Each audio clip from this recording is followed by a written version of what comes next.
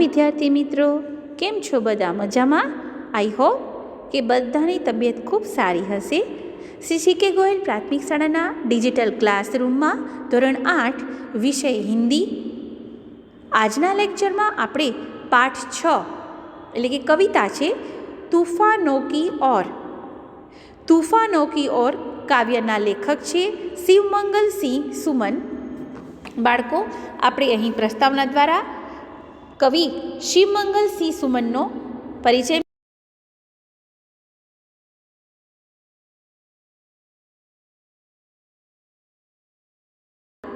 5 August 1915 ગામ જગરપુર, જિલ્લો ઉન્નાવ, ઉત્તર પ્રદેશના જિલ્લાનું ઉન્નાવ ગામ જગરપુર ગામડું છે.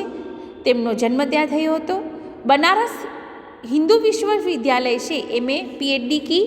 બનારસની વિશ્વવિદ્યાલય હિન્દુ વિશ્વવિદ્યાલયની યુનિવર્સિટીમાંથી તેમણે એમએ અને ત્યારબાદ પીએચડી કર્યું.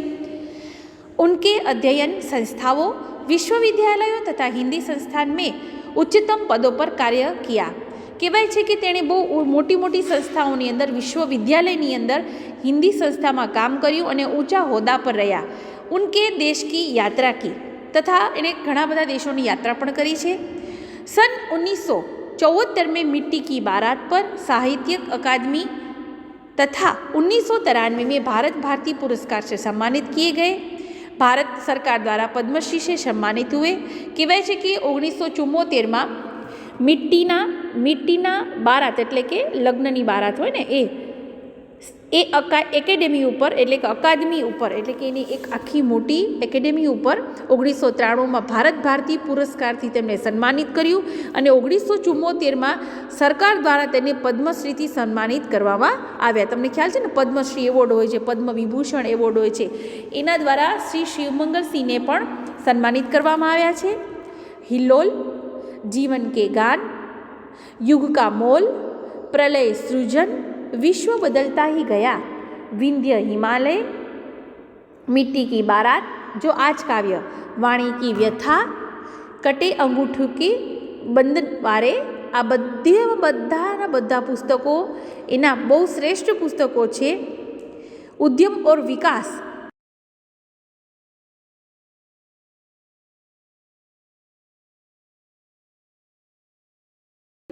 એટલે કે આ બધા લખેલા એને જ લખેલા છે પુસ્તકો, એનાથી એને સન્માનિત કરવામાં આવ્યા છે.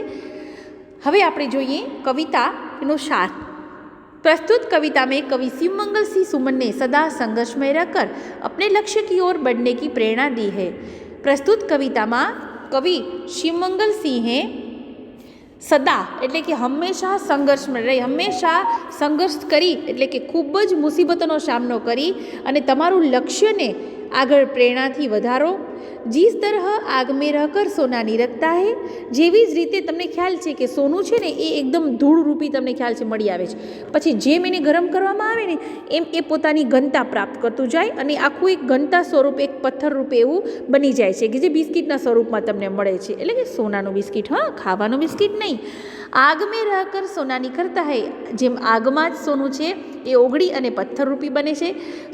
ઉસી તરહ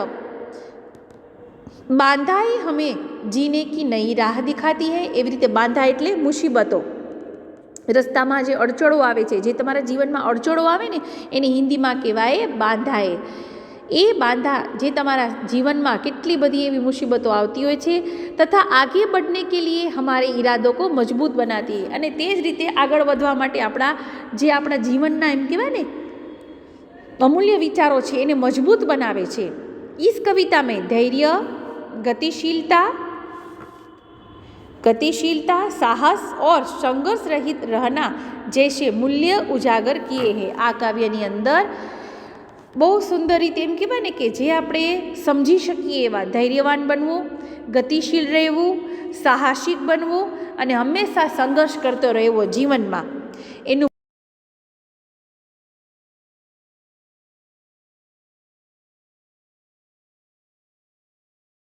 એવું એ તોફાનની બાજુએ ચાલો.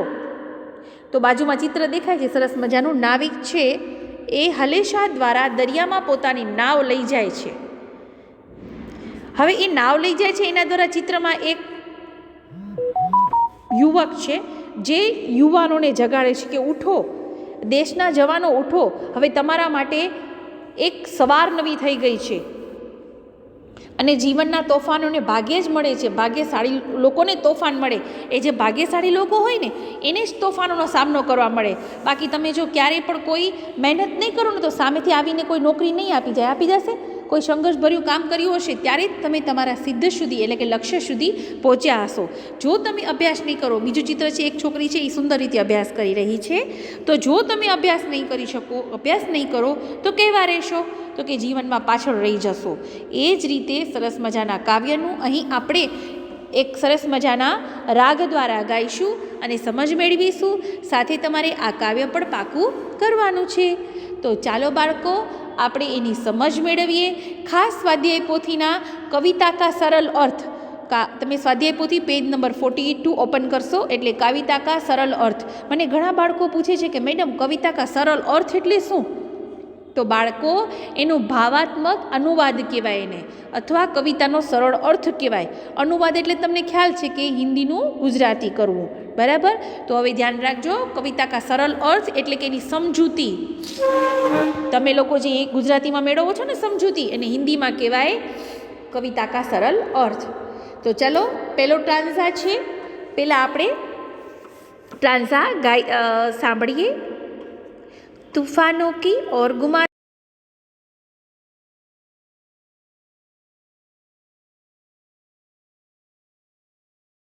में और सिंधु में साथ उठा है ज्वार, तूफानों की और गुमा दो नाविक निज पतवार.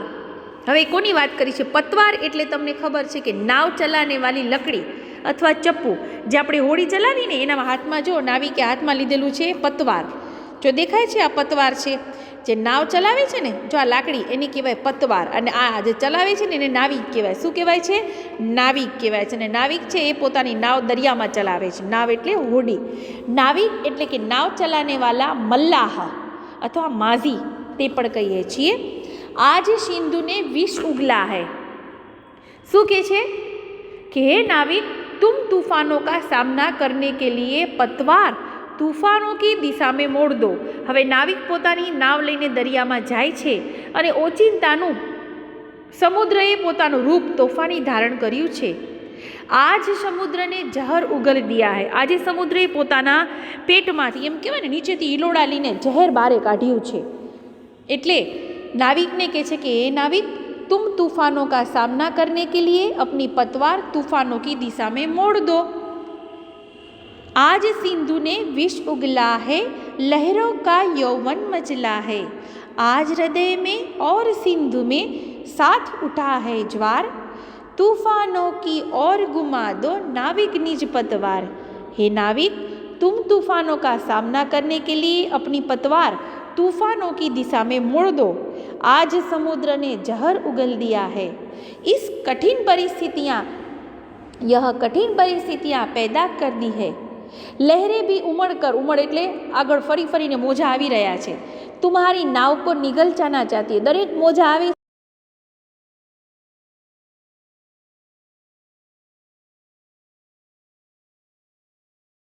है. આજે એક તરફ સમુદ્રમાં એમ કહેવાય ને કે તોફાની આગની જ્વાળાઓ ફાટી છે, તો કવિ કે હૃદય में भी भावनाओं का ज्वार उमड़ पड़ा હોય. અને બીજી બાજુ જોઈએ તો કવિના હૃદયની અંદર પણ એક ભાવનાઓનો ભરતી આવી રહી છે.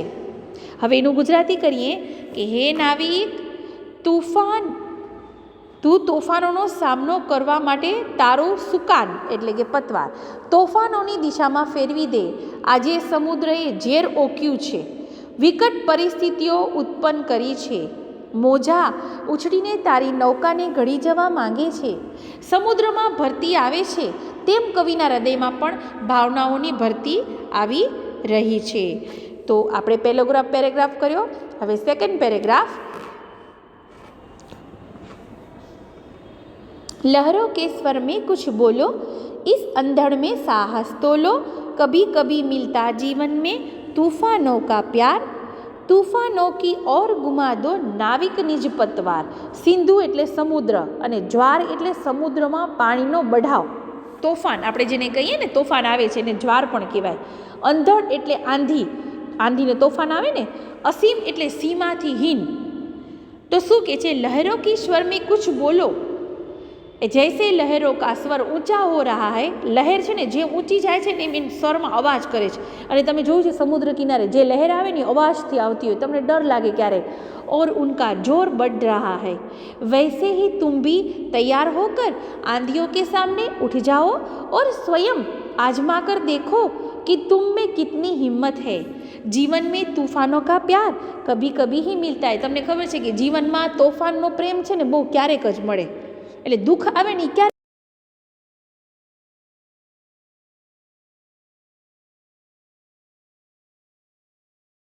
ने बाळको, तो जीवन में सुख है ने रेड़ाई जाशे तमारा रस्ता उपर। लहरों के स्वर में भी कुछ बोलो। कभी कभी मिलता जीवन में तूफानों का प्यार। के छे कि जेम समुद्रना मोजानो अवाज वधी रह्यो छे ने एम एमनुं जोर पण वधी रह्युं छे। तेम तू पण तैयार थई अने वावाझोडानी सामे अડીખમ ઊભો રે। साहस एटले साहसथी ઊભो रे। कभी कभी मिलता क्यारेक ज जीवनमां मळे छे तोफानोनो प्रेम। जीवनमां तोफानोनो प्रेम भाग्ये ज मळे छे। अने तूफानों का प्यार, तूफानों की ओर घुमा दो नाविक निज पतवार। के छे कि जेम समुद्રના મોજાનો અવાજ વધી રહ્યો એમ જોર પણ વધી રહ્યું છે, તેમ તું પણ તૈયાર થઈને વાવાઝોડાની સામે અડીખમ ઊભો રહે। જોઈ લે, જીવનમાં તોફાનોનો પ્રેમ ભાગ્યે જ મળે છે અને ભાગ્યશાળી લોકો જ તોફાનોનો સામનો કરી શકે છે। તો કેવી સરસ મજાની સમજ તમને આ કવિતા દ્વારા આપી છે બાળકો। તમે બહુ નાના છો અત્યારે, અને અત્યારે જીવનમાં જો સંઘર્ષ કરશો ને તો આગળ એનું પરિણામ ખૂબ સારું મળશે અને ખૂબ સુખી જીવન જીવી શકશો। હા, જીવનમાં તોફાનોનો પ્રેમ મળવો પણ બહુ ભાગ્યશાળી છો તમે, કે તો જ તમને એ મળે છે। જેમ કે તમે હમણાં લોકડાઉનના સમયમાં જોઈ લીધું કે કેવા તમે બધા ઘરની અંદર લોક થઈ ગયા, અને જીવનમાં દરેકે દરેક વ્યક્તિનો એટલે કેમ કહેવાય ને કે બહુ સમય એવો ન રહેતો કે મમ્મી પપ્પા પાસે રહી શકીએ, પરંતુ લોકડાઉન સમયના સમયગાળામાં તમે ઘરમાં જ રહી અને દરેક વ્યક્તિના જીવનના એટલે કે તમે બધાને એકબીજાને સમજી શક્યા। એવી રીતે તમે તમારા જીવનના તોફાનોનો પ્રેમ ભાગ્યે જ મળે છે અને ભાગ્યશાળી લોકો જ તોફાનોનો સામનો કરી શકે છે। તો તમે એવા જ વ્યક્તિ છો કે તમે અત્યારે કોરોના રૂપી તોફાનોનો સામનો કરી રહ્યા છો। તો ચાલો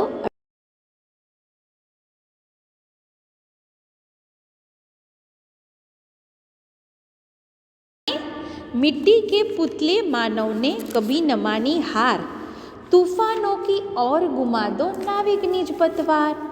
के छे यह असीम, असीम एटले के जेने कोई सीमा नहीं, सीमाहीन। क्षमता एटले के शक्ति, सागर एटले सागर, पहचानी एटले जाणवू, मिट्टी के पुतले माटीना पुतळा मानवने कभी न मानी हार, माटीना बनेला मानवे क्यारे पण हार मानी नथी। हे नाविक, तू तारी नाव छे ई क्या वाड़ी ले तोफानों सामे। यह असीम, यह समुद्र और वह तूफान आज असीम दिखाई देते हैं। आज समुद्र अने तोफान बे असीम है ने सीमा ज नहीं। तोफान આવ્યા જ રાખે છે, આવ્યા જ રાખે છે, અને એ જ રીતે સમુદ્ર છે એનું પાણી સામેથી દરિયારૂપી દરેક લહેર રૂપી આપણા સામે આવ્યા જ રાખતું હોય છે। ક્યાંય તમને એવું દેખાણું કે હવે સ્ટોપ થઈ ગયું?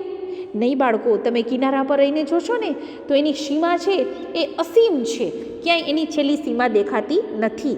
इसका सामना शायद ही कोई कर सके। तोफानों पर सामनो तमे बहु ओछा लोको करी सकता होय। जे लोको तोफानोथी डरी जाय ने ए आनो सामनो करी शके नहीं। लेकिन यह समुद्र और तूफान आज असीम दिखाई देते हैं, इनका सामना शायद ही कोई कर सके, लेकिन मनुष्य सब कुछ कर सकता है।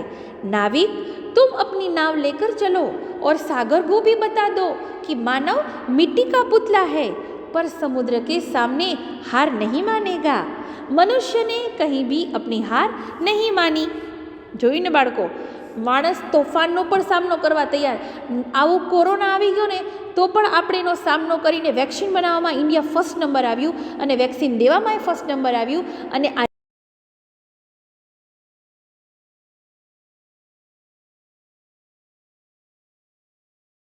आवा दुख रूपी એવા એવા કહેવાય ને કે આવી એક ભયંકર એવી બીમારીનો, એક ભયંકર મહામારીનો સામનો કરી અને આજે તમે એ પહાડ પર ઊભા છો, તો તમે એવા મનુષ્ય નથી કે હાર માનો. હા, એવા જ ભાગ્યશાળી મનુષ્ય છો કે જે તમે બધાને હરાવી શકો એવા છો. આ સમુદ્ર અને તોફાન આજે અસીમ દેખાઈ દે છે. હવે આપણે એનો અનુવાદ સમજીએ. તેમનો સામનો ભાગ્યે જ કોઈ કરી શકે, પરંતુ મનુષ્ય બધું જ કરી શકે છે. હે નાવિક, તું તારી નાવ લઈને નીકળી પડ અને સાગરને દેખાડી દે કે માનવી માટીનું પૂતળું હોવા છતાં સમુદ્રની સામે હારી નહીં શકે. મનુષ્યએ ક્યાંય પણ પોતાની હાર માની નથી. તો જોયું ને બાળકો, કેવો મનુષ્ય બળવાન છે. હવે આપણે ચોથો ટાંઝા જોઈએ. સાગર की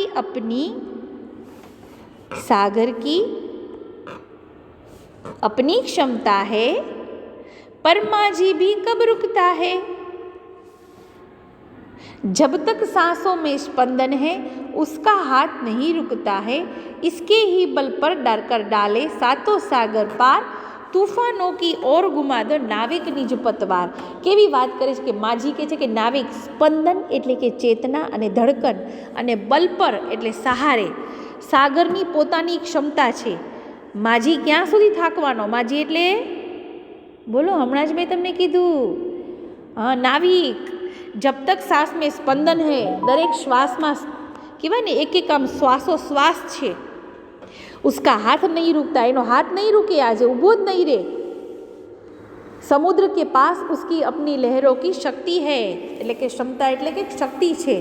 पर माझी के पास भी हिम्मत है, आत्मविश्वास है. यह थक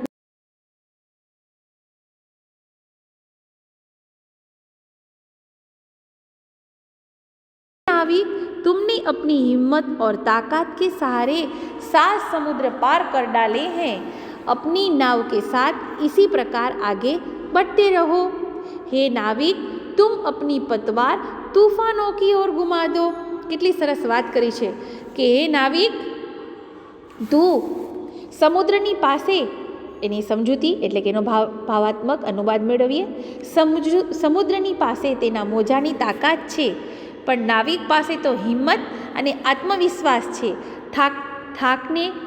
થાકને તે ગણકારતો નથી કે જ્યાં સુધી નાવિકનો શ્વાસ ચાલી રહ્યો છે ત્યાં તે પોતાની નૌકા આગળ ધપાવતો જ રહે છે. કે હે નાવિક, તે તારી હિંમત અને તાકાતના બળે 7 સમુદ્રો પાર કર્યા છે, માટે પોતાની નૌકા સાથે આગળ વધતો રહે. હે નાવિક, તારું સુકાન તોફાનોની તરફ ફેરવી દે. કેવી સરસ મજાની વાત કરી છે નાવિક માટે કે હે નાવિક, તારું નાવ છે તોફાન તરફ વાળી દે. અહીં આપણે ભાવનાત્મક અનુવાદ મેળવ્યો, એની સમજૂતી સરળ અર્થ સાથે સમજી. બાળકો ખાસ યાદ રાખજો. આપણે અહીં હવે એનો રાગ શીખીએ. तूफानों की ओर घुमा दो नाविक निज पतवार को, तूफानों की ओर घुमा दो नाविक निज पतवार. आज सिंधु ने विष उगला है, हो आज सिंधु ने विष उगला है. लहरों का यौवन मचला है, लहरों का यौवन मचला है. आज हृदय में और सिंधु में साथ उठा है.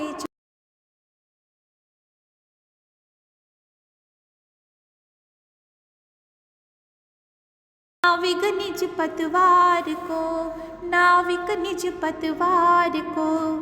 लहरों के स्वर में कुछ बोलो, हो लहरों के कुछ स्वर में कुछ बोलो. इस अंधड़ में साहस तोलो, इस अंधड़ में साहस तोलो. कभी कभी मिलता जीवन में, हो कभी कभी मिलता जीवन में तूफानों का प्यार, तूफानों का प्यार. तूफानों की ओर घुमा दो नाविक निज पतवार को. यह असीम निज सीमा जाने, सागर भी तो यह पहचाने, सागर भी तो यह पहचाने। मिट्टी के पुतले ने मानव ने, मिट्टी के पुतले मानव ने कभी न मानी हार, कभी न मानी हार। तूफानों की ओर घुमा दो नाविक निज पतवार को, नाविक निज पतवार को। सागर की अपनी क्षमता है, हो सागर की अपनी क्षमता है, पर माझी भी कब थकता है, पर माझी भी कब थकता है। जब तक सांसों में स्पंदन है, जब तक सांसों में स्पंदन है, उसका हाथ नहीं रुकता है, उसका हाथ नहीं रुकता है। इसके ही बल पर कर डाले सातों सागर पार,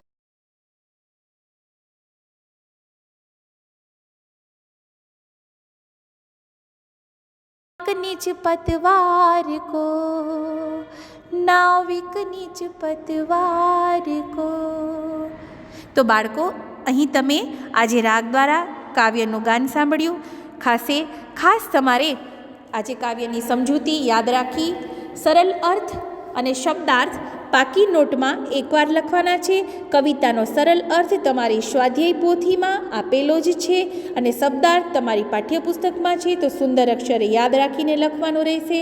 સાથે સાથે પાઠ એટલે કે પાઠ્યપુસ્તકના અભ્યાસનો અભ્યાસ કરજો, એટલે કે સ્વાધ્યાયનો અભ્યાસ કરજો। દરેક પ્રશ્નો સમજજો, ન સમજાય તો તમે પૂછી શકો છો। આપણે નેક્સ્ટ લેક્ચરમાં આગળની સમજ મેળવીશું। આવજો બાળકો।